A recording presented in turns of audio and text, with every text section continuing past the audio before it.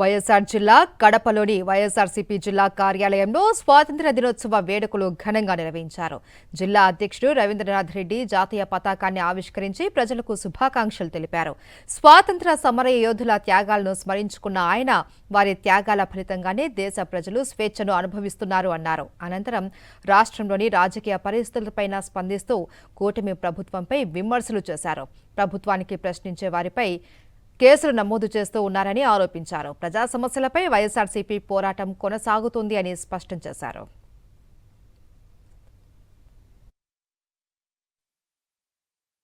ఇప్పుడున్న పరిపాలన మనం ఒకసారి చూస్తే బ్రిటిష్ పరిపాలనను మించిన విధంగా ఇప్పుడు ప్రజలందరినీ కూడా కష్టాలు పెట్టే కార్యక్రమం జరుగుతోంది. మరి ముఖ్యంగా వైఎస్ఆర్ కాంగ్రెస్ పార్టీ నాయకులను కార్యకర్తలను అంటే దాదాపు 40-50% జనాభా ఓటు శాతం కలిగిన వైఎస్ఆర్ కాంగ్రెస్ పార్టీకి ఇటువంటి పరిస్థితి వచ్చిందంటే అంత పర్సెంటేజ్ కలిగిన వాళ్ళందరినీ కూడా ఇబ్బంది పెట్టే కార్యక్రమం అంతా కూడా జరుగుతున్న పరిస్థితి ఉందని చెప్పి తెలియజేసుకుంటున్నాను.